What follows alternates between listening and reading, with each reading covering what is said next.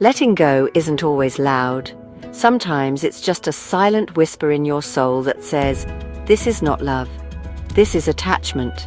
And the moment I chose me over him, my life began to change in ways I never imagined. This is not a story about heartbreak. This is a story about rebirth. Because sometimes you don't just lose someone, you find yourself.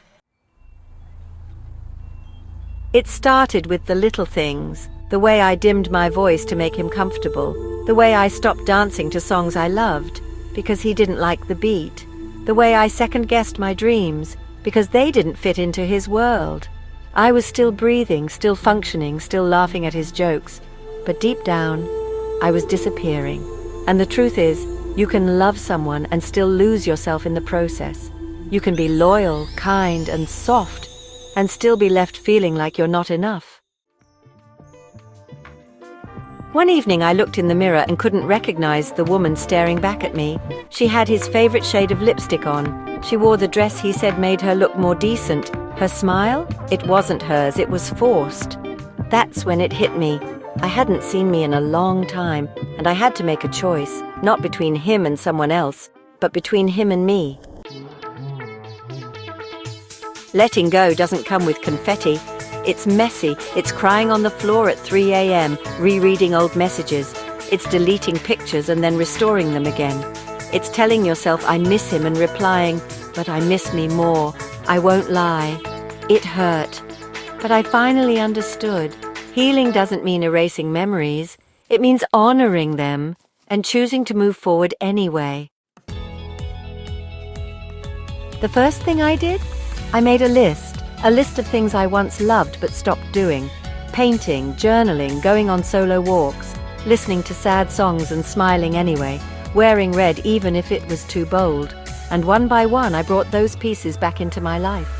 Every little act became a declaration. I am mine before I am anyone else's. Here's what actually helped me find myself again. No fluff, no fake glow-ups. 1, I stopped romanticizing potential. He wasn't a bad person, but he wasn't my person, and I stopped making excuses for the parts of him that were breaking me. 2, I reconnected with solitude.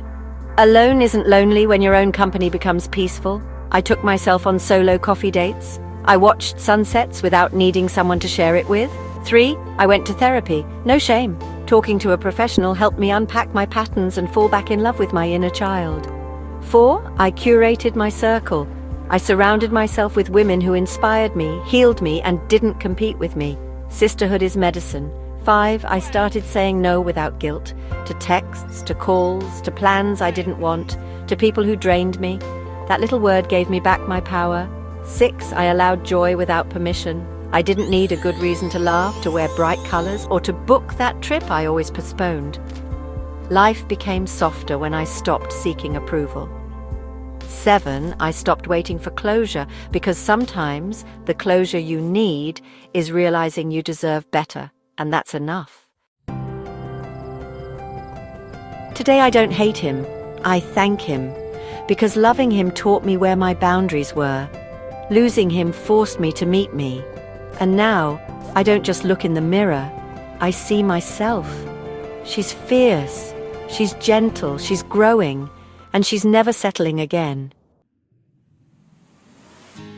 So to the woman listening to this right now, if your heart is tired of bending, if you feel like you're shrinking just to be loved, let go, not for him, for you, because the day you choose yourself is the day you begin again as her, the woman who doesn't beg to be loved, the woman who becomes love. If this touched your heart, don't forget to like, comment, and share this with someone who needs to hear it. Subscribe for more healing, empowerment, and self-love stories. This is your space, your story, your rebirth.